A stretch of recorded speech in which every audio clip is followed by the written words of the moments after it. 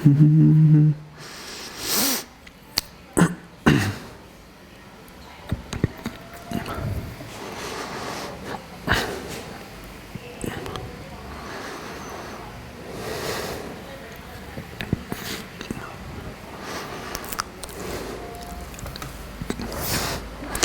Guys, क्या हाल चाल आप सबके। My name is Jewish Singh, एक बार फिर से आपके सामने हाजिर हूं। आज की वीडियो जो होने वाली है वो बेहद इंपॉर्टेंट होने वाली है। कोई भी बच्चा इस वीडियो को स्किप करने की कोशिश ना करे, क्योंकि इसके अंदर ना मैं वो तमाम चीज़ें जो अक्सर लोग गलती करते हैं और बाद में पछताते हैं, मैंने ऐसे ऐसे लोग देखे हैं जो सब कुछ होने के बाद पेपर अच्छा हो गया, सिलेक्शन हो गया, लेकिन फिर भी जो है बाहर हो रहे हैं, उनको सिलेक्शन कोई दे ही नहीं रहा। आगे चल के क्या रोना धोना पड़ जाता है, वो सारी की सारी चीज़ें आज की डेट में डिस्कस होने वाली हैं इस वीडियो के अंदर। तो हमें जो है ना, हमारी सोच कई बार एक स्टूडेंट के पर्सपेक्टिव से जब हम देखते हैं तो यहीं तक रहती है, लेकिन जब दूर तक आप सोचेंगे तो आपको पता लगेगा कि अच्छा ये दिक्कतें आपके साथ आ सकती हैं। वो तमाम दिक्कतें जो आपको आएंगी आगे चल के, आप चाहे बिगिनर हैं, चाहे आप अभी पोस्ट प्रेफरेंस भर रहे हैं, है ना, कि आपने सब कुछ क्लियर कर लिया, तो सब लोग इस वीडियो को देख लेना, ये आपके काम की है और इसको शेयर कर देना, ठीक है भाई।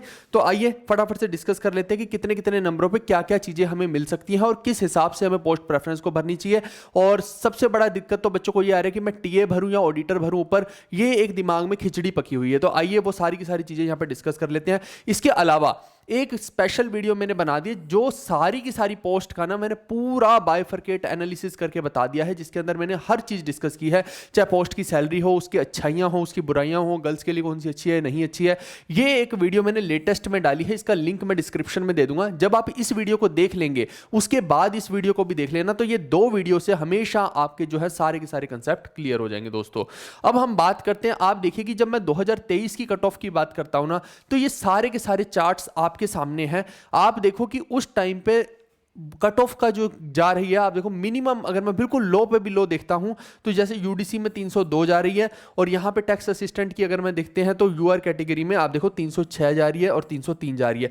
देखो ये तो पिछले साल का सिनेरियो इसलिए था कि 306 क्यों चली गई, उसके कारण ये था कि सीबीडीटी का जो टीए वाली पोस्ट है वो बहुत बढ़िया हुआ करती थी, लेकिन अब नए आरआर रूल्स के आने के बाद ना तो इसके अंदर कोई बेनिफिट रहा है ना इसके अंदर, है ना। सीबीआईसी और सीबीडीटी के दोनों के टीए के लेवल बराबर ही हो गया, दोनों का ही 10 साल बाद प्रमोशन होना है।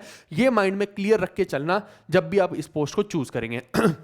और अगर मैं बड़ी पोस्ट की बात करता हूं, जैसे ईडी की बात कर रहे हैं, तो पिछले साल 338 गया, या फिर आप एमईए के साथ बहुत ज़्यादा फैसिनेट करते हैं, 330 बन गया, है ना। यहाँ पे आप पूरा का पूरा सीबीआई का देख सकते हैं, पूरा आप देख सकते हैं। ये तो रहा पिछले साल का, ठीक है, ऐसी जीएसटी का। लेकिन इस साल जो है क्या सेम ही जाने वाला है, तो ऐसा बिल्कुल भी नहीं है। आप देखिए कि हमने जो पूरा का पूरा कट ऑफ के ऊपर भी एक पहले भी वीडियो हम बना चुके हैं। तो आप देखो 2023 में 5000 के आसपास रिपीटर हैं और 2022 में 17-18 हजार रिपीटर हैं। इतने सारे रिपीटर होने की वजह से आप देखिए कि सैचुरेशन पूरा का पूरा इस चीज के अंदर आ चुका है। तो और वहां से कहीं ना कहीं जब हम देखते हैं तो यूआर के लिए अगर आप 18 जनवरी की शिफ्ट देखते हो तो 4200-4600 के लिए 323 और 2400 ग्रेड पे के लिए 312, है ना। तो इतने नंबर आपको लाने पड़ेंगे, लगभग लगभग है सारे का सारा। सेम 20 जनवरी के लिए यहाँ पे लिखे 327 और 316, यानी कि मोटा मोटा देखा जाए तो टीए के हिसाब से ये जो है पूरा का पूरा लिखा गया है। अब आप देखो कि जो लोग भी ये कंफ्यूज हो रहे हैं कि टीए और ऑडिटर के अंदर सबसे बड़ा दिक्कत तो यही आ रहा है कि टीए लूं या ऑडिटर लूं, तो आपको मैं सीधा सीधा एक क्लियर कट फंडा बता देता हूं। आप देखिए कि अगर आप बिल्कुल बैरियर पे बैठे हो ना, इस स्कोर के ही बैरियर पे बैठे हो, तो आप भाई साहब बिना कुछ सोचे समझे ऑडिटर वगैरह मत भरो, आप सीधा सीधा टीए भर दो। क्योंकि फिर अभी तो आपको ये भी नहीं पता, अगर आप इतने बैरियर पे बैठे हो, कि आपको होम स्टेट भी मिल सकती है कि नहीं मिल सकती है। लेकिन मान लो कि कोई बच्चा है, जैसे है ना 312-316 तो हमें लग रहा है, लेकिन कोई बच्चा ऐसा है 320 से 325 के आसपास का उसका स्कोर जा रहा है। अब वो वैसे तो एसएससी को पहले निकाल देना चाहिए था पूरे का पूरा, है ना। अगर वो फाइनल रिजल्ट ही निकाल देती तो ये झमेला ही नहीं होता, लेकिन उन्होंने नहीं निकाला। अब उसका कोई इलाज तो है नहीं है। तो 320 से 25 वाले बच्चे को ज्यादा बड़ी कंफ्यूजन है कि मैं ऑडिटर भरूं या टीए भरूं। तो मैं एक ही चीज रिकमेंड करूंगा, देखो आप सीधा सा मान के चलो कि ऑडिटर वाले जो हैं वो आपको बताने तो वाले नहीं है कि स्टेट वाइज कितनी वैकेंसी है और कहां पे आपको पटकेंगे। वो ऑल ओवर इंडिया कहीं भी आपको पटक सकते हैं, तो वो है एक गैम्बल। अगर तो तुम ऑडिटर भर रहे हो तो ये माइंड में लेकर चलना कि मैं खेल रहा हूं जुआ, और इसमें मेरी हार भी हो सकती है, मेरी जीत भी हो सकती है। 50% प्रोबेबिलिटी है कि आपको अपनी घर मिल जाए और 50% ये भी है कि ना मिले। तो वो अगर आप माइंड में क्लियर हो कि हाँ अगर मेरे को बाहर भी मिल गया तो मैं चला जाऊंगा, मैं रोऊंगा पीटूंगा नहीं कि भैया मेरे को वहां फेंक दिया, मेरे को यहां फेंक दिया, तो आप भर दो ऑडिटर ऊपर, बिना सोचे समझे फिर तो, है ना। अगर थोड़े से भी एम्बिशियस हो तो ऑब्वियस ही बात है कि वो एक 2800 ग्रेड पे की जॉब जो है वो ज़्यादा बेहतर ही होगी, है ना। लेकिन वहीं पे अगर आपको लगता है कि नहीं नहीं मैं होम सिक बंदा हूं, मुझे घर के आसपास ही चाहिए, हर हाल में चाहिए, तो इतने नंबर पे देखो ये जो है मिनिमम के ऊपर 4-5 नंबर जब आप जाते हो तो कहीं ना कहीं चांसेस रहते हैं कि आपको अपनी घर के आसपास ही कहीं ना कहीं टीए मिल जाए, है ना। लेकिन टीए के साथ सिर्फ हार्ड दिक्कत यही हो गई है इस बार की, जो इनकम टैक्स का टीए है ना भाई साहब, उसके अंदर नए आरआर रूल आने की वजह से सारा का सारा सुपड़ा साफ हो गया लोगों का। पहले क्या हो रहा था, वही टीए जो है 2 से 3 साल के अंदर जो है सीनियर टीए बन जाता था 4200 ग्रेड पे की पोस्ट में, तो आप देखो 2400 से सीधा 4200 ग्रेड पे हो जाती थी, जो कि उसके लिए बहुत बढ़िया था। लेकिन अब वो चीज़ नहीं है, तो जब इनकम टैक्स में है ही नहीं है तो फिर ये मान के चलो कि भैया 10 साल तक तुम्हारा प्रमोशन नहीं होगा।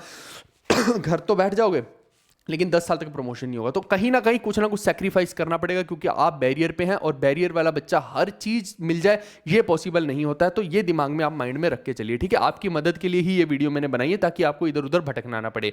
दूसरी बात आप देखिए कि अगर इंस्पेक्टर के हिसाब से हम देखते हैं तो वहां भी यही सिनेरियो रहेगा कि आपको अपनी होम पोस्टिंग चाहिए है तो उस हिसाब से आप भरो। देखो अगर जीएसटी और जो आपका एग्जीक्यूटिव असिस्टेंट है इसमें तो भैया कोई ज़्यादा दोनों के अंदर डिफरेंस नहीं रहता है कट ऑफ का, तो इसको में आप जो है जीएसटी को ही ऊपर, इंस्पेक्टर को ही ऊपर भर देना, एग्जीक्यूटिव असिस्टेंट को बाद में ही भरना। नहीं तो सीधा सीधा इनके बीच में प्रमोशन का अंतर है 5 साल का, और 5 साल तक आपकी सैलरी भी कम रहेगी, है ना। वो 4200 है, 4600 है, फिर आपको गड़बड़ हो जाएगी, क्योंकि अगर एक आध नंबर का ही फर्क आ रहा है तो उससे कोई होम पोस्टिंग नहीं मिलने वाली तुम्हें, है ना। तो सीधी सी बात है कि अब यहां पे खेल ये होने वाला है कि मेरे को क्या मिल सकता है, इनकम टैक्स मिल सकता है, जीएसटी मिल सकता है, सीबीआई मिल सकता है। तो वो मैंने पहली ही स्लाइड के अंदर थोड़ा सा सिनेरियो दिखा दिया है कि पिछले साल क्या गया था। वहां से एक ये ट्रेंडिंग अंदाजा लग जाएगा कि लगभग कि किसकी कट ऑफ ज्यादा जाती है। जैसे अब इनकम टैक्स की कट ऑफ इतनी कम नहीं जाती, ज्यादा जाती है, ठीक है। वहीं पे जीएसटी की कट ऑफ जो है थोड़ी कम जाएगी। सबसे कम लगभग अगर देखा जाए इंस्पेक्टर्स की अच्छी पोस्ट के अंदर तो जीएसटी की ही जारी होती है।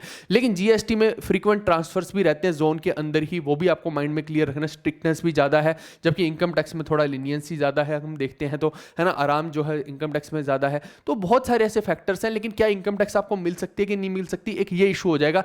कुछ लोग सोचेंगे कि भैया मेरे को तो साउथ में ना पटक दे कहीं, है ना, या फिर नागालैंड में ना पटक दे, अब मैं क्या करूंगा इसके केस में। तो उस केस में आप जो है सीधा सीधा फिर जीएसटी इंस्पेक्टर को प्रेफर कर सकते हैं, ठीक है भाई।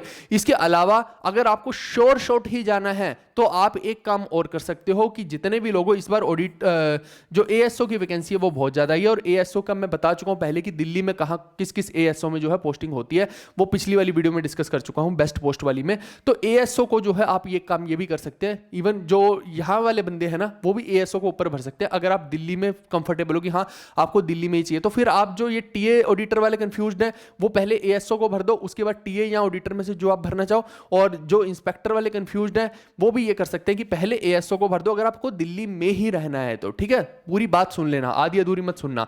और उस केस में जो है एएसओ को ऊपर भर के आप इनको अपने अकॉर्डिंगली भर सकते हैं, ठीक है। तो ये एक तरीका है। और एएसओ में भी जो ज्यादा कट ऑफ जाएगी वो एमईए वाले की ही जाएगी। तो एमईए अगर आपके नंबर बिल्कुल बैरियर पे है तो एमईए के लिए आप वो मत सोचना कि नहीं 100% मिल ही जाएगा, वहां पे एक दिक्कत रहेगी ही रहेगी, है ना। वो इतना आसान नहीं रहेगा मिलने के लिए। तो ये मैंने बता दिया। इसके अलावा सिर्फ ये क्राइटेरिया माइंड में नहीं रखना है, कोई भी पोस्ट आप भर रहे हो तो कुछ बहुत सारे इंपॉर्टेंट फैक्टर और भी है जो मैं आपको बताने वाला हूं। अब आप देखो कि ये जो कट ऑफ है ना ये डेस्ट वालों के लिए कंप्यूटर की है, यानी कि जो छोटी पोस्ट है 2400-2800 ग्रेड पे वाली, उनके लिए कंप्यूटर की कट ऑफ इतनी है। जबकि वहीं पे कंप्यूटर की कट ऑफ आप देखिए कि इंस्पेक्टर वाली 4200-4600 ग्रेड पे वाली जॉब के लिए इतनी है। तो अगर तुम्हारे इतने नंबर भी नहीं बन रहे हैं कंप्यूटर में दोस्त, तो ऊपर मत भरना ऐसी पोस्ट को, फिर तुम्हें नहीं मिलेगा, फिर तुम रोगे और पछताओगे, है ना।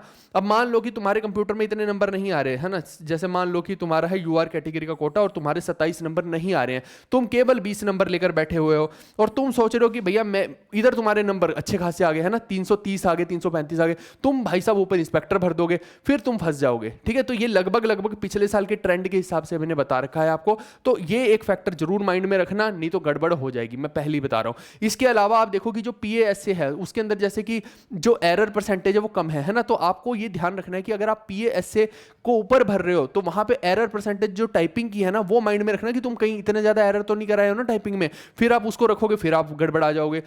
ये तो एक सिनेरियो हो गया। गया। अभी मैं बहुत सारी चीजें यहाँ पे डिस्कस करने वाला हूँ और बहुत सारी क्वेरीज हैं जो बताने वाला हूँ जो आपके काम की है, ठीक है। ये वीडियो कोई आज के लिए नहीं मैं बना रहा हूँ, ये लॉन्ग टर्म के पर्सपेक्टिव से बना रहा हूँ कि अगले कई सालों तक लोगों को जो है ये वीडियो हेल्प करती रहेगी, और ये एक बेंचमार्क टाइप वीडियो हो जाएगी ताकि आपको इधर उधर भटकना ना पड़े। अब इसके बाद देखिए कि is there a spelling mistake, अगर आपके नाम में, आपके मम्मी पापा के नाम में कोई मान लो स्पेलिंग का एरर है या गैप है वहां पे, जो कि 10th की आपकी मार्कशीट होती है उसके अंदर, तो उस केस में क्या आपको डॉक्यूमेंट वेरिफिकेशन में बैठने दिया जाएगा? तो ये जो है कोई बहुत बड़ा दिक्कत वाली बात नहीं है, बच्चा क्या हो जाता है, बेचारा परेशान हो जाता है इस चीज से। तो आप देखो, वो वैसे तो आप जब जाओगे तो आपको एफिडेविट बनाने का टाइम देते हैं, है ना, 2-3 दिन का या 4 दिन का टाइम दे सकते हैं, लेकिन मेरी रिकमेंडेशन ये है कि आप क्यों इतना परेशान हो, आप सीधा ही एक एक्स्ट्रा में एफिडेविट बनवा के ले जाना, है ना, जिसके अंदर वो जो नो इशू एफिडेविट है ना, तो वो कि आपका जो है रियल पापा का नाम ये है, आपका नाम ये है, तो उस एफिडेविट में जब क्लियर हो जाएगा ना, तो उनको एफिडेविट थमा देना हाथ में कि ये पकड़ो भाई साहब, ये रहा मेरा प्रूफ, है ना, पापा का नाम ये है असली, और आपका काम वहीं के वहीं खत्म हो जाएगा। तो आपको दिक्कत आएगी नहीं डॉक्यूमेंट वेरिफिकेशन में। दूसरा एक दिक्कत आ सकती है कि आपने क्या किया, क्लास 10th और 12th में जो है रोल नंबर या फिर अपनी परसेंटेज आपने गलत वहां पे फिल कर दी जब आपने एसएससी का फॉर्म भरा था। वैसे तो बच्चे को इतनी अकल होनी चाहिए एसएससी के बच्चे को कि अपना जो गलत चीजें ना भरे, लेकिन फिर भी वो भर देगा, है ना, अब उसका कोई कर नहीं सकता कुछ भी। तो उस केस में क्या आपको डीबी में रिजेक्ट कर दिया जाएगा? तो अगेन यहाँ पे देखिए, आप ध्यान दीजिए कि जब आपका डिपार्टमेंट में आप जाओगे ना, जैसे ये सब हो गया, अब डिपार्टमेंटल डीबी होगा, जब डिपार्टमेंट आपको एलोकेट हो गया तो उस डिपार्टमेंट में जाके आपको वहां पे जो है करेक्ट डिटेल्स अपनी फिल कर देनी है, वहां पे भी आपको एक अटेस्टेशन फॉर्म मिलेगा, ये आपको ध्यान रखना है। इसके अलावा परसेंटेज और रोल नंबर, ये जो अभी डीबी होगा उसके अंदर तो कोई देखने वाला नहीं है, तो उसमें आपको परेशान होने की जरूरत नहीं है।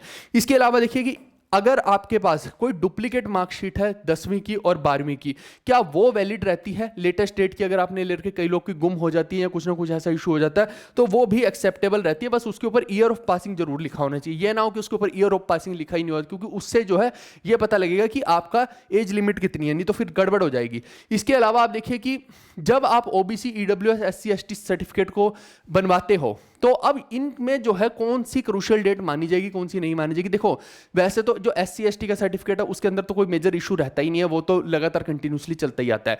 मेजर इशू जो आता है वो आपको ओबीसी में आएगा या फिर ईडब्ल्यूएस में आएगा। तो ईडब्ल्यूएस का आप क्रूशियल डेट जो है, इनके नोटिफिकेशन 2024 का नोटिफिकेशन है, मैं डाल दूंगा, है ना, टेलीग्राम पे भी डाल दूंगा एक बार, और ये पूरी की पूरी ई बुक बना के मैं टेलीग्राम पे डाल दूंगा, वहां पे से भी आप पढ़ लेना। लेकिन फिर भी मैं बता रहा हूं, उसके अकॉर्डिंग जो है ईडब्ल्यूएस का साल भर में देखा जाता है कि भैया कितनी इनकम आपकी थी, उस एंगल से जो है उसी डेट के अकॉर्डिंग होना चाहिए। लेकिन ओबीसी के लिए देखिए कि सुप्रीम कोर्ट के ऑर्डर के अनुसार कोई बड़ा आपके ऊपर इशू नहीं है। वैसे तो देखो कि क्रूशियल डेट तक आपको बना लेना था, लेकिन नहीं भी बनाते हो तो उसके 6 महीने के बाद तक का भी वैलिड माना जाता है ओबीसी सर्टिफिकेट, ये आपको ध्यान रखनी है, ठीक है। और यूजुअली जो होता है ओबीसी सर्टिफिकेट की जो वैलिडिटी रहती है 3 साल की रहती है। अगर आपके पास 3 साल, जैसे नोटिफिकेशन मान लो जब निकला था अपना, है ना, 2024 का, तब तक अगर आपने ऑलरेडी बना रखा था, तो मतलब तब से लेके पिछले 3 साल के अंदर अंदर तक कभी भी बना रखा था, तो आपका वैलिड माना जाएगा। आज की डेट के हिसाब से नहीं देखेंगे ओबीसी सर्टिफिकेट, जब ये नोटिफिकेशन निकला था एसएससी का तब की डेट के हिसाब से देखेंगे, ठीक है। और उसके अनुसार आप क्रीमी लेयर में नहीं आने चाहिए, सीधी सी बात ये है। इसके अलावा देखिए कि अगर ये सब तो मैंने बता ही दिया है कि कास्ट सर्टिफिकेट वगैरह का, ठीक है। हाँ, अगर आपको देखिए कि मान लो कुछ बच्चे बोलते हैं कि मैं जनरल से जो है मेरा रैंक निकल रहा है, कई बच्चों का ऐसा होगा कि जैसे मान लो कि कोई ओबीसी वाला बच्चा है या एससी एसटी वाला बच्चा है, उसके नंबर बहुत ही बढ़िया है 340 345 नंबर, और वो जनरल से क्लियर कर गया, तो क्या उसको अपना सर्टिफिकेट देना पड़ेगा? जी हाँ, उसको अपना जो है कास्ट सर्टिफिकेट देना ही पड़ेगा, नहीं तो आपका वहां पे दिक्कत खड़ा हो सकता है। आप बोलेंगे कि क्यों? क्योंकि स्पेशली ओबीसी का तो चलो फिर एक मैं साइड में रख देता हूं ओबीसी ईडब्ल्यूएस को, लेकिन एससी एसटी लोगों का आप देखिए डिपार्टमेंट में प्रमोशन ही उस बेसिस पे होता है, उनको प्रमोशन फास्ट होते हैं। तो अगर आप अपना सर्टिफिकेट नहीं दोगे तो फिर वहां पे कहीं ना कहीं आपको दिक्कत आ जाएगी। तो आपको सर्टिफिकेट जो है इन एडवांस बनवा के रखना है इस चीज के लिए। और रही बात ओबीसी के लिए, बिल्कुल बिल्कुल ठीक, आवाज वगैरह सही आ रही है ना, ठीक है।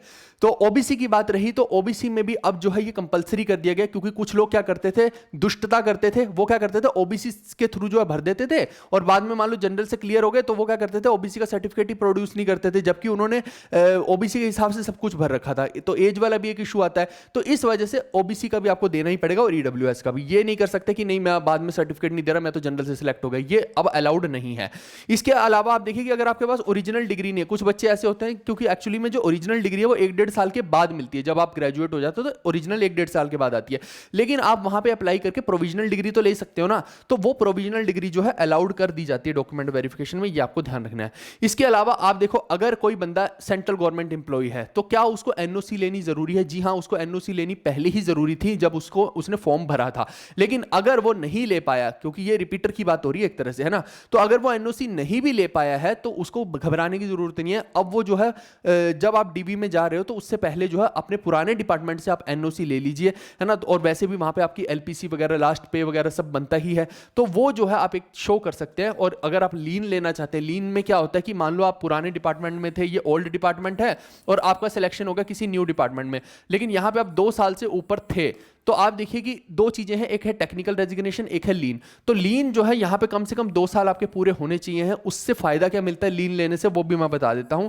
लीन लेने से फायदा यह मिलता है कि अगर आपके 2 साल पूरे और आपको डिपार्टमेंट ने लीन अलाउ कर दिया, तो आप इस डिपार्टमेंट से इस डिपार्टमेंट में जैसे आप गए, मान लो, है ना, आपको जच नहीं रहा है डिपार्टमेंट, या फिर आपको बिल्कुल मन नहीं लग रहा, आप परेशान हो रहे हो, आप चाहते हो कि वापस से मैं पुराने डिपार्टमेंट में चला जाऊं और मेरी जो पूरा का पूरा सर्विस है वो भी ब्रेक ना हो, तो लीन का फायदा हो जाएगा, आप वापस से पुराने डिपार्टमेंट में भी जा सकते हो, प्रोवाइडेड कि आपको जो है लीन डिपार्टमेंट ने दे दी है। लेकिन अगर लीन नहीं मिल पा रही है, उस केस में आपको क्या करना पड़ेगा? उस केस में आपको टेक्निकल रेजिग्नेशन लेना पड़ेगा। दोस्त, ये 2 चीज अलग अलग हैं, दोनों में अक्सर लोग कंफ्यूज कर देते हैं। लोग टेक्निकल रेजिग्नेशन को ही लीन समझने लग जाते हैं, जबकि वो लीन नहीं है, ठीक है। तो टेक्निकल रेजिग्नेशन अगर आप लेते हैं तो उससे क्या होगा? उससे आपकी कंटिन्यूअस सर्विस मानी जाती है। यानी कि आपने जब मान लो कि इस ओल्ड डिपार्टमेंट को ज्वाइन कर रखा था, मान लो कि वहां पे 2 साल तक तुमने काम किया या 1.5 साल तक काम किया, सपोज करो कि वहां पे तुम्हारे बाकी छुट्टियां तुमने ले ली, 35 ईएल तुमने इकट्ठी कर रखी हैं, तो अगर आप चाहते हो कि वो पूरी की पूरी सर्विस आगे तक जाए, है ना, और वैसे भी आपका जो है एनपीएस वगैरह भी वहां पे बना होगा, तो ये थोड़ी कि आप दोबारा से एनपीएस यहां पे बनवाओगे, तो वहां पे भी तो आपका इतना पैसा कट चुका है एनपीएस में, वो सारे बेनिफिट जो है आगे कैरी फॉरवर्ड करने के लिए आपको टेक्निकल रेजिग्नेशन लेना होता है। ये 2 चीजें मैंने आपको समझा दी हैं यहाँ पे, ठीक है। ये रिपीटर्स के लिए हो गया जो ऑलरेडी सेंट्रल गवर्नमेंट के एम्प्लॉय हैं। इसके अलावा अगर आप देखिए कि जनरल की कट ऑफ क्लियर करते हैं, मान लो कि कोई ओबीसी का बच्चा है या एससी का बच्चा है या एसटी का बच्चा है, अगर वो जनरल की ही कट ऑफ क्लियर कर रहा है, तो यही एक दिक्कत है रिजर्वेशन के अंदर कि उसको जनरल से ही कंसीडर कर लिया जाता है। लेकिन यहां पे एक और गड़बड़ है, आपने मान लो कि अपनी जो पोस्ट प्रेफरेंस है उस हिसाब से भर रखी है ना, आपको मान लो कि पोस्ट प्रेफरेंस के हिसाब से, क्योंकि जनरल के हिसाब से तो आप हो सकता है बहुत पीछे हो रैंक में, लेकिन आपने ऊपर मान लो कि टीए की जगह पे आपने इंस्पेक्टर भर दिया और आपको जो है कोटा लग के जो है वो पोस्ट इंस्पेक्टर की मिल सकती है, तो फिर उस केस में जो है आपको सबसे पहले प्रेफरेंस उस चीज की दे दी जाएगी, यानी आपका कोटा ऑटोमेटिकली वहां पे अप्लाई कर दिया जाएगा। ये आपको नहीं घबराने की जरूरत कि नहीं नहीं भैया मेरे को तो जनरल से कंसीडर कर लेंगे, और अगर मैंने इनकम टैक्स भर दिया ऊपर, है ना, तो पता लगे कि ये इंस्पेक्टर की पोस्ट ही नहीं दे रहे मेरे को, नहीं, आपको पहले वो प्रायोरिटी दे देंगे इस चीज में, यानी कि आपको दिक्कत नहीं है उस चीज में, आप कोई भी अच्छी पोस्ट को ऊपर भर सकते हो अगर आप अपने सर्टिफिकेट का इस्तेमाल करना चाहते हो। इसके अलावा आप देखिए कि कुछ बच्चे ऐसे होते हैं जो 27 की एज क्रॉस कर चुके हैं या 30 की एज क्रॉस कर चुके हैं, ना, और ये क्या हो जाएंगे? ओवर एज हो जाएंगे। इंस्पेक्टर के लिए 30 की जैसे पार करोगे ओवर एज हो जाओगे, और टीए ऑडिटर के लिए 27 की जैसी पार करोगे तो आप ओवर एज हो जाओगे। तो उस केस में आपको देखिए कि अगर आप रिजर्व कैटेगरी से हैं तो आपको एज रिलैक्सेशन मिलते हैं, जैसे ओबीसी में 3 साल का मिलता है, एससी एसटी में 5 साल का मिलता है, और वहीं पे जो गवर्नमेंट इंप्लॉय कोई पहले से है तो वो ग्रुप सी की जॉब कर सकता है 40 साल तक। जी हाँ, ये भी एक रूल होता है। तो वो सारी की सारी अगर आपको चाहिए है ऑप्शन, तो वो अगर मान लो कि तुम भूल भी गए हो पहले भरना उसको, तो ऑनलाइन जब आपने अप्लाई किया था तो बाद में आप जो है उसका कोई ना कोई प्रूफ जो है प्रोवाइड कर सकते हैं। इसके अलावा एक ये हो गया, है ना, ये वाले कुछ कुछ एक्स्ट्रा पॉइंट्स हैं, ये आप सब पढ़ लेना, है ना, कोई उतने ज़्यादा जरूरी नहीं है कि मेडिकल या पुलिस वेरिफिकेशन होता है तो यहाँ पे कोई दिक्कत वाली बात नहीं है। या फिर आप देखिए कि जो does the option of state also field, तो स्टेट वाला जो है जोन प्रेफरेंस की अगर बात करते हैं तो वो इसके अंदर नहीं होता, जोन प्रेफरेंस बाद में अलग से आएगा और वो आपके डिपार्टमेंट की साइट पर आएगा। कई लोग को पता नहीं होता है ना, तो वो क्या करते हैं, वो एसएससी की ही साइट ढूंढते रहते हैं, है ना। तो मैंने भी अपने टाइम में ये गलती की थी, ऐसा नहीं करना है आपको। जैसे मान लो कि इनकम टैक्स डिपार्टमेंट एलोकेट हो गया या किसी को जीएसटी हो गया, तो आपको इनकी वेबसाइट्स पे देखना है भाई, यहां पे आएगी जोन प्रेफरेंस, ये ध्यान रखना, गलती मत कर देना, नहीं तो फिर आप पता लगे कि एसएससी की वेबसाइट पे ढूंढते फिर रहे हो जोन प्रेफरेंस। इसके अलावा अब और मेजर गलतियां कौन कौन सी बच्चा कर सकता है मैं वो भी बता देता हूं। मैंने क्या बोला कि ये वीडियो आपके लिए बहुत काम की रहने वाली है, वो आपको देख के ही पता लग रहा होगा कि कितनी सारी इंफॉर्मेशन मैंने यहाँ पे गैदर की है। आप देखो कि यहाँ पे एब्रीविएशन यूज की गई है फिजिकल डिसेबिलिटीज के लिए। ये बहुत सारी ऐसी डिसेबिलिटी, जैसे बी का मतलब ब्लाइंड होता है, एलवी का मतलब लो विजन होता है, डी का मतलब डेफ होता है ना, जो सुन नहीं सकते, ऐसी बहुत सारी एबनॉर्मेलिटीज होती हैं। अब इनमें से अगर आपके अंदर कोई भी दिक्कत है तो भाई साहब यहाँ पे बहुत सारी ऐसी पोस्ट हैं जिनमें आप अप्लाई नहीं कर सकते। उसको कैसे चेक करना है, ये रहा नोटिफिकेशन एसएससी का, पेज नंबर 70 पे आपको जाना है सीधा सीधा, और पेज नंबर 70 में आप देखिए कि पोस्ट का कोड और उसका पोस्ट का डिपार्टमेंट का नाम, आगे पूरी पोस्ट लिखी है और यहाँ पे लिखा है कि कौन कौन सी जो है एबनॉर्मलिटीज अलाउड है और कौन सी नहीं है, उनके कोड लिखे हुए हैं। ठीक है, ये आपको पूरा ऊपर से लेकर नीचे तक सभी का चेक कर लेना, उसके बाद आपको उस एंगल से भरना अगर आपके अंदर कोई एबनॉर्मलिटी है तो, ये आप ध्यान रखिएगा। ठीक है, ये सारे कोड है उस चीज़ के, ये आप पढ़ लेना एक बारी, क्योंकि ये हर किसी को नहीं होगी, तो जिसको है वही इस चीज़ को पढ़ेगा। इसके अलावा SC और ST के लिए जो फॉर्मेट है सर्टिफिकेट का, वो भी नोटिफिकेशन में दिया हुआ है, कुछ ऐसा सा होना चाहिए। इसके नीचे देखो कि बहुत सारे एक्ट्स लिखे होते हैं, तो इन्होंने लिखा हुआ है क्लियरली कि वो सारे एक्ट मेंशन होने जरूरी नहीं है। आप जिस एक्ट के तहत आते हो, मान लो आप पहले एक्ट के तहत आते हो, तो बस वो एक्ट भी मेंशन होगा तो आपका चल जाएगा। ठीक है, कुछ इस तरह का सर्टिफिकेट रहता है, ये आपको ध्यान रखना है। ये इन्होंने लिखा हुआ है कि सारे वर्ड्स जो है ये जो लिखे हुए हैं ये जरूरी नहीं है, जो काम की चीजें केवल वही होंगी तो आपका काम चल जाएगा। इसके अलावा आप देखिए कि कई बार हमें ये दिक्कत आती है कि कौन सी अथॉरिटी ने जो है इस सर्टिफिकेट को बनाया, ये भी एक बहुत बड़ी बात है। ऐसा नहीं है कि हर अथॉरिटी का सर्टिफिकेट यहाँ पे अलाउड है SSC के अंदर। यहाँ पे आप देखिए कि कौन कौन सी अथॉरिटी एम्पावर्ड है इस पूरे के पूरे SC ST सर्टिफिकेट को बनाने के लिए। आप देखो district magistrate, additional district magistrate, collector, deputy collector, ये पूरी की पूरी जो अथॉरिटीज आप देख रहे हैं ना, और यहाँ पे revenue officers of below the rank of not below the rank of tehsildar, कुल मिला के आप देखिए कि लगभग यही पोस्ट जो है सबसे नीचे की होती है, यानी कि मोटा मोटा तहसीलदार या उसके ऊपर से जो है आपको ये करवाना है। कई बार लोग नैब तहसीलदार का बनवा लेते हैं तो वो गड़बड़ हो जाएगी आपकी, तो तहसीलदार या उससे बड़ी अथॉरिटी का ही बनवा लेना, सीधी सी बात ये है।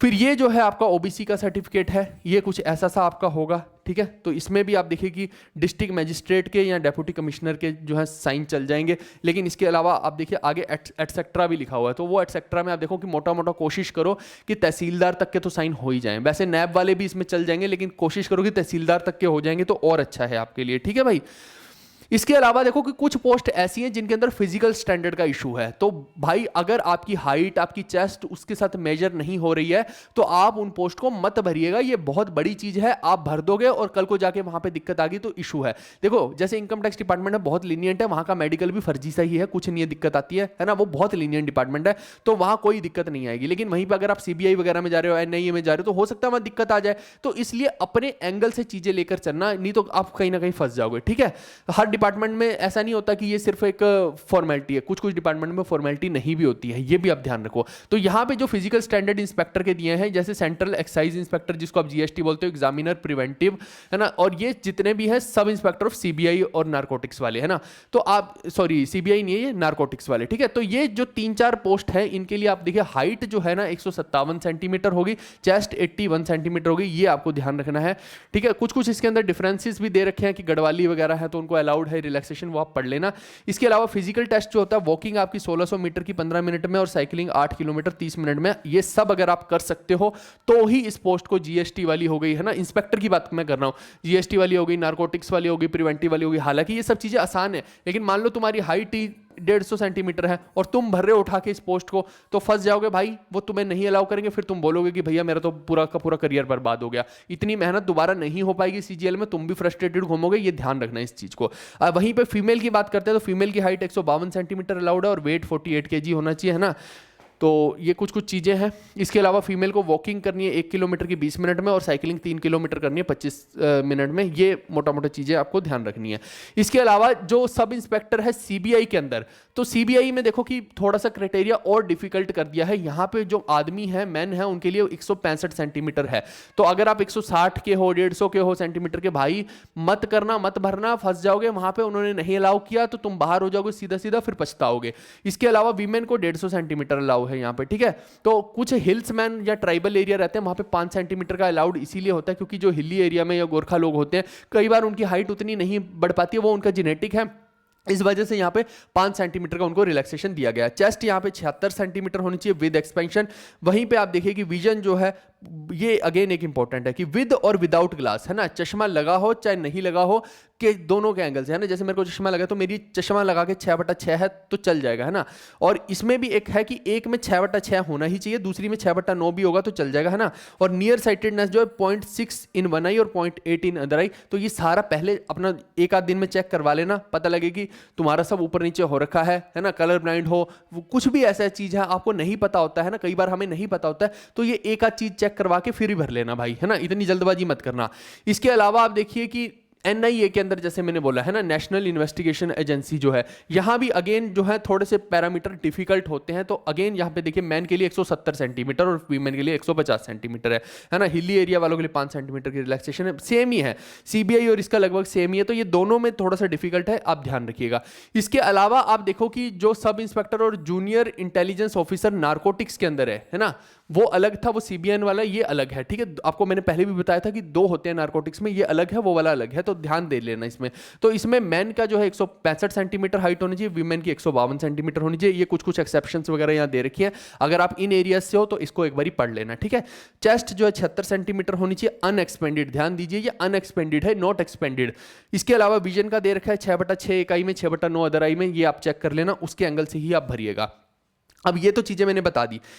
अब कुछ चीजें मैं वो वाली बताने वाला हूं जिससे आपकी ये हेल्प हो जाएगी कि आपको अपनी होम स्टेट मिल सकती है कि नहीं मिल सकती। यहां तक तो आपको क्लियर है, मैंने बहुत सारे ऐसे फैक्टर बता दिए जिससे कि आप बाहर हो सकते हैं। मैंने पहले ही वीडियो का टाइटल रखा है कि ये गलतियां मत करना, इससे आप बाहर हो सकते हो, और बहुत सारी क्वेरीज भी मैंने बता दी। अब आपको ये सारे पैरामीटर दिमाग में रख के, कंप्यूटर का, टाइपिंग का, हाइट का, चेस्ट का, है ना, या फिर कलर ब्लाइंडनेस का, ये बहुत सारी फैक्टर्स को दिमाग में रख के इसको पोस्ट प्रेफरेंस को भरना है। अब उसके बाद सेकंड स्टेप आता है आपका कि अगर आपको स्टेट वाइज वैकेंसी पता लग जाए, जैसे ऑडिटर की तो नहीं पता लगेगी, लेकिन बाकी जगह की पता लग सकती है, जिससे कि अगर आप नॉर्थ के बंदे हो तो आपको यह पता लग जाएगा कि नॉर्थ में वैकेंसी सबसे ज्यादा किसकी है। मान लो कि कोई मध्य प्रदेश का बंदा है, अब वो इनकम टैक्स में भर रहा है ना, पता लगे कि वहां पे इनकम टैक्स इंस्पेक्टर की 2 या 3 ही वैकेंसी है, मान लो, सपोज करो, एग्जांपल के लिए मैं बता रहा हूं, तो आपको वो नहीं भरनी भाई, ऊपर आप नहीं वहां पर सिलेक्ट हो सकते अगर आपके उतने नंबर नहीं है। तो ये माइंड में क्लियर होना चाहिए। ऐसे ही मान लो कि तुमने उठा के भर दिया कि टीए को सबसे ऊपर भर दिया, और तुम्हारी स्टेट में मान लो टीए की वैकेंसी ही नहीं है, तो वो बेवकूफी है ना, उसमें टीए को क्यों भरोगे ऊपर, समझ रहे हो इस चीज को। तो यहां पे आप देखिए कि जो 4600 ग्रेड पे की है, मोटा मोटा 4700-4800 जॉब्स यहां पे मेरे को देखने को मिल रही हैं, जिनका मैंने ये बाइफर्केशन आपको दे दिया है ना, कि टोटल कितनी है, ओबीसी की कितनी है, एससी की कितनी है, एसटी की कितनी, ये आपको बता दिया, जिससे कि आपकी हेल्प हो जाएगी। इसको देख के आप भर सकते हो। फिर यहाँ 2800 ग्रेड पे वाली जो है, जैसे सीएजी हो गया, ऑडिटर हो गया, ये सब चीज़ों को देख के आप भर सकते हो, है ना। कि कैग में आप देखिए कि कम ही है, कैग में कोई बहुत ज़्यादा नहीं है, जबकि सीजीडीए वगैरह में आप देखो कि सीजीडीए कोई उतनी अच्छी ऑडिटर की पोस्ट नहीं है। मैं पहले बता दूँ, कैग फिर भी अच्छी है, CGDA is not that much good, है ना। तो उस एंगल से भरना, सिर्फ ऑडिटर को ऊपर मुंह उठा के भर दिया और बाद में पता लगा कि सीजीडीए ही मिल रही है, तो उस एंगल से अगर आपको भरना ही है फिर तो फिर कैग को ही भर दो भाई साहब। जब तुम रिस्क ही ले रहे हो तो कैग को भर दो ना फिर ऊपर, जब इतना ही बड़ा रिस्क ले रहे हो तो वो उस एंगल से ही भरना। ये पहली मैंने आपको क्लियर कर दिया। इसके अलावा आप देखिए कि ये टीए दोनों है, इनकी वैकेंसी बहुत अच्छी है, खासी है, और अगर जीएसटी और इनकम टैक्स में मेजर किया जाए तो कंफर्टेबल जॉब इनकम टैक्स में ही रहेगी। दो प्रमोशन के लेवल के हिसाब से दोनों अब इक्वल ही हो गई हैं, लेकिन फिर भी कंफर्ट के हिसाब से income tax is much better than GST. GST में बहुत ज़्यादा स्ट्रिक्टनेस रहती है, बहुत किचकिच करते हैं ये लोग, है ना। तो इनकम टैक्स में बहुत लीनियंसी है, इसको आप चूज कर सकते हैं। ठीक है, किसी को आगे तैयारी वगैरह भी करनी है तो यहाँ पे थोड़ा सा लीनियंसी रहेगी, बहुत ज़्यादा नहीं लेकिन फिर भी काफ़ी हद तक रहेगी, तो इसको आप प्रेफर कर सकते हो। ठीक है, उस एंगल से, और इस हिसाब से आप देख लेना। ये पूरा का पूरा ऊपर वाला चार्ट मैंने दोबारा नहीं डाला है, वो वही है, ये वाला ही है। ठीक है, तो उससे ही आप उसको अंदाजा लगा लेना। ये पूरी पीडीएफ आपको मैं दे दूंगा टेलीग्राम जीबी विटमूवर पे, वहां से आप पढ़ लेना अच्छे से। अच्छा, इसको रहने देना, ये अलग है, ये कोई पुराना वाला मैंने डेटा डाल दिया था, जैसे कुछ पोस्ट की तब तक आई नहीं थी तो ये पुराना डाल दिया था, इसको छोड़ दो, इसको देख लो।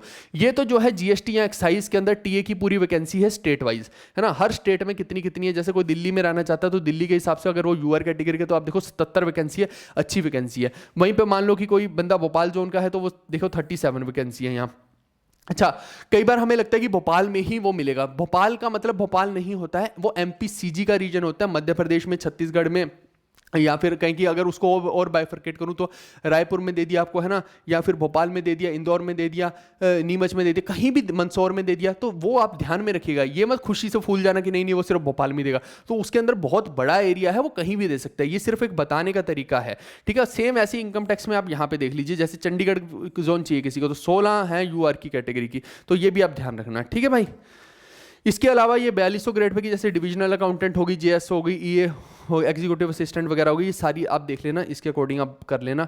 ठीक है, फिर आप देखो कि जीएसटी की जो जीएसटी इंस्पेक्टर की स्टेट वाइज मैंने पूरा का पूरा लिख दिया, तो स्टेट वाइज आप चेक करके उसके अकॉर्डिंग भर सकते हैं कि दिल्ली में ये देखो 24 में कितनी है, चंडीगढ़ में कितनी है, जयपुर में कितनी है, क्योंकि 2700-2800 वैकेंसी है, ये देखो लोग मोटा मोटा 2600-2700 है, तो आपको अपने एरिया में पता लग जाएगा। ठीक है, तो वहाँ से आप जो है ये ऊपर के अगर देख रहे हो तो मोटा मोटा ये नॉर्थ का ही पूरा का पूरा पोर्शन बनता है, तो यहाँ से आप देख सकते हैं।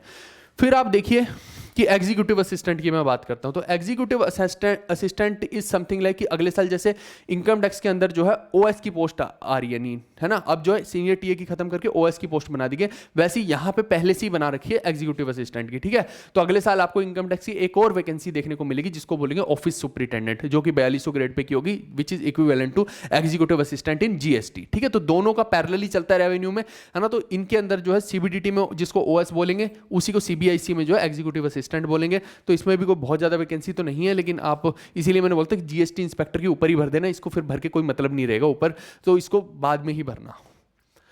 फिर इनकम टैक्स इंस्पेक्टर की आपके जोन के अकॉर्डिंग आप देख लीजिएगा, ठीक है। जैसे अब मान लो कि कोई बेंगलोर का बंदा है और वो सबसे ऊपर इनकम टैक्स अगर भर दे, तो भाई यूआर में अगर वो यूआर का बंदा है तो 0 वैकेंसी है, तो कोई मतलब नहीं है उस चीज को ऊपर भरने का, मैं ये बताना आपको चाह रहा हूं, है ना। उस एंगल से भरना, चेन्नई में भी 0 है, जैसे कानपुर में 0 है, पता लगे कि कानपुर का लौंडा जो है ऊपर भर रहा है इनकम टैक्स, कुछ सेंस नहीं बैठेगा उस चीज का। उस एंगल से आप सोच के रखना कि आप अगर अपनी स्टेट के अकॉर्डिंग भर रहे हो तो ठीक है, आपके दिमाग में चल रहा है कि मेरे को तो कानपुर में ही मिल जाए, जबकि कानपुर में वैकेंसी ही नहीं है, तो आप सोचो कि अगर आप भर दोगे और मिल तो जाएगा वो, पर वो कानपुर में नहीं मिलेगा, वो कहीं और मिलेगा फिर आपको, ये एंगल दिमाग में रखना, ठीक है। चलिए, तो ये मैंने ओवरऑल जितनी भी चीजें थी मैक्सिमम तो इसके अंदर कवर कर ही दी हैं, बाकी आप कमेंट करके मेरे को बताएंगे तो मैं कोशिश करूंगा उन सबका रिप्लाई करने की। इसके अलावा ये वाली वीडियो जरूर देख लेना है, जैसे ये वीडियो आपने कंप्लीट किया तो ये वीडियो पक्का देख के जाना, इसमें जो है मैंने सभी पोस्ट के क्या क्या उनकी पावर है, क्या क्या सैलरी है, सब चीजें डिटेल में डिस्कस की है ना, 40-45 मिनट में डिटेल में बता दिया है। उस वीडियो का लिंक मैंने डिस्क्रिप्शन में डाल दिया है। इसके अलावा ये पूरा का पूरा फ्री कोर्स है अगले वाले बच्चों के लिए, जीके के लिए, है ना। तो जीवी कक्षा चैनल मैंने एक स्टार्ट किया है जो प्योर कंटेंट का चैनल है, यहाँ आपको ढेरों क्लासेस मिल रही हैं, डेली मैं लाइव भी आ रहा हूं इसके अंदर, और मैराथन्स बहुत सारी भर भर के प्रोवाइड की जा रही हैं। इसका लिंक भी डिस्क्रिप्शन में दे रखा है, आपको फ्री ऑफ कॉस्ट जीके पढ़नी है, डायरेक्टली यहां पे जाइए और पढ़िए। इसके अलावा अगर कोई पेड कोर्स में जाना चाहता है तो ये हमारा जो है शिव शक्ति के नाम से कूपन कोड यूज कर लेना, यहां पे आपको अच्छा खासा ऑफ मिल जाएगा। ये केवल एक दिन के लिए शिवरात्रि के ऊपर हमने रखा है ना, तो इसमें बहुत बड़ा ऑफर है, शिव शक्ति कोड लगा लेना तो इस बैच पेड बैच पे आपको जो है ऑफर मिल जाएगा, ठीक है। उसके लिए आपको जीवी कक्षा ऐप जो है डाउनलोड करनी पड़ेगी। और जो बच्चों ने बुक्स ऑर्डर की थी, इंग्लिश वाली बुक्स भाई हमारी हो चुकी हैं खत्म, सिर्फ और सिर्फ आपको हिंदी क्या रामबाण मिलेगी, है ना, हिंदी की जीके की बुक्स मिल सकती हैं, ये अभी अवेलेबल है, ये भी बहुत जल्दी खत्म हो जाएंगी, तो इनको आप जीवी कक्षा एप्लीकेशन से ऑर्डर कर सकते हैं। इसके अलावा इंग्लिश की अभी तो नहीं आने वाले 2-2.5 महीने तक, ये 100% है, ठीक है भाई। फटाफट से मैं 1-2 बच्चों का कुछ कमेंट्स अगर मेरे को अर्जेंट दिख रहे होंगे तो मैं वो ले लेता हूँ, बाकी लगभग तो मैंने चीज़ें क्लियर कर ही दी हैं। क्या बोल रहे हैं? हाँ, जो 14 तारीख वाले और 15 तारीख वाले बच्चे हैं मैं उनको भी लगे हाथ बता ही देता हूं भाई साहब। जो 14 तारीख और 15 तारीख वाले इंग्लिश की जीके के बच्चे हैं ना, उनका मैं आपको बता देता हूं, यहीं पे क्लियर कर देता हूं। कल एक वीडियो अलग से बना के भी बता दूंगा ताकि बच्चों को ये ना लगे कि कुछ फ्रॉड है या कुछ है। इनका जो है भाई, जो गोडाउन था, जिस गोडाउन में रखी गई थी बहुत सारी बुक्स जो है वहां पे आप समझो कि डैमेज हो गई या गीली हो गई या कुछ ऐसा हुआ है ना। मैंने बंदे से पता कर लिया है, और वो जो बुक्स हैं अब मैं वो तो आपको नहीं भेज सकता डैमेज्ड, है ना। और मेरे पास इंग्लिश का स्टॉक भी खत्म हो गया, तो मेरे को 3 से 4 दिन इस चीज को फिगर आउट करने के लिए लगेंगे, क्योंकि कुछ बुक्स ऐसी हैं, मान लो कि किसी बच्चे को गलती से हिंदी की चली गई, है ना, सॉरी, किसी बच्चे को गलती से इंग्लिश की चली गई, उसे हिंदी की चाहिए थी, तो ऐसी कुछ बुक्स हमने वापस मंगा रखी हैं।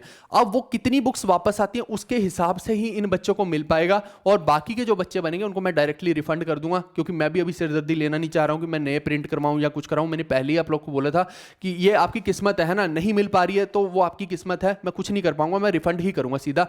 जिन जिन को हम बुक दे पाएंगे उनको मैं दे दूंगा, बाकी लोग को रिफंड हो जाएगा, सीधी सी बात है, कोई फ्रॉड नहीं, कोई स्कैम नहीं है। 3 से 4 दिन का मुझे टाइम चाहिए इस पूरी चीज को फिगर आउट करने के लिए, क्योंकि देखना पड़ेगा बाहर जितनी भी रास्ते में किताबें हैं, है ना, जो हमारे पास एक्स्ट्रा इंग्लिश की है वो मंगवानी पड़ेंगी, तो वो जितनी भी मैं दे पाऊंगा दे दूंगा, और बाकी का रिफंड हो जाएगा। डोंट वरी, आपको अगले 3 से 4 दिन के अंदर हमारी तरफ से कोई ना कोई कॉल या मैसेज आ ही जाएगा, तो उसके लिए परेशान मत होइए, ठीक है। अब हर जगह पे ये भी मत बोलिए कि फ्रॉड हो गया, स्कैम हो, कुछ नहीं हो रहा है, कुछ नहीं हो रहा, मैं तुम्हारे पैसे ही वापस करूंगा सीधा सीधा, है ना, क्योंकि मेरे पास किताब ही नहीं है दोस्त देने को, मैं कहां से दूंगा।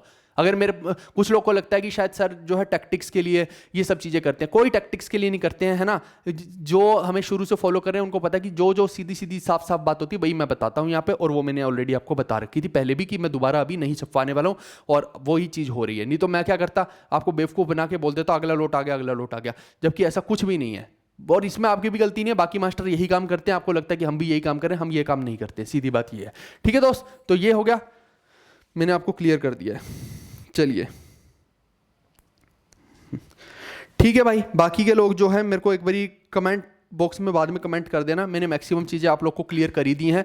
आपका फर्ज बनता है, ये काम की वीडियो थी, इसको शेयर करना जेन्युइनली, है ना। ऐसा नहीं होता कि मैं हर वीडियो को आपको बोल रहा हूँ कि शेयर करो शेयर करो, लेकिन इस वीडियो से कईयों का भविष्य बदल सकता है। दूसरा एक और चीज मैं आखिरी में बोलना चाहूंगा कि भाई जितने भी रिपीटर हैं उन सबको रिक्वेस्ट करो आप लोग कि प्लीज जो है वो ऐसा ना करें कि अगर वो अपनी ही स्टेट में टीए हैं तो वो टीए की पोस्ट को यहां पे ना भरें। उनको क्यों जो है किसी की पोस्ट खराब करनी है, भाई किसी गरीब का घर बन जाएगा। तो उन लोगों से, रिपीटर्स से आप सब लोग थोड़ा सा, है ना, हर जगह पे जा जाके ये कमेंट कीजिए कि रिपीटर लोग भाई साहब आप मत भरो उसी पोस्ट को जिसपे आप ऑलरेडी एग्जिस्टिंग पे हो और वो भी सेटिस्फैक्ट्री जगह पे हो, अपने ही होम टाउन के आसपास हो, तो मत भरो उस टीए की पोस्ट को, है ना, या ऑडिटर की पोस्ट को। क्यों आपको भरना है और किसी की पोस्ट खराब करनी है। जो रिपीटर है उनको रिक्वेस्ट है कि आप केवल अपनी ड्रीम पोस्ट को ही भरिए, पूरी की पूरी पोस्ट प्रेफरेंस में सभी पोस्ट को भरना कहीं नहीं लिखा कि कंपलसरी है। तो मत भरो भाई साहब, किसी और का घर बन जाएगा। क्यों तुम उजाड़ने पे तुले हुए हो किसी का घर, तो भाई मत करो ये चीज को, ठीक है। ये मैं सब रिपीटर्स को बोलना चाहूंगा। ये तय दिल से आपका धन्यवाद होगा अगर आप इस चीज को कर देंगे तो, ठीक है। और आप बाकी लोग जितने भी हो सपोर्ट करो इस चीज को और शेयर करो वीडियो को, ताकि हर किसी तक ये वाली बात भी पहुंचे। चलिए हम मिलते हैं नेक्स्ट वीडियो में। Bye bye, take care, see you, love you all, bye, okay.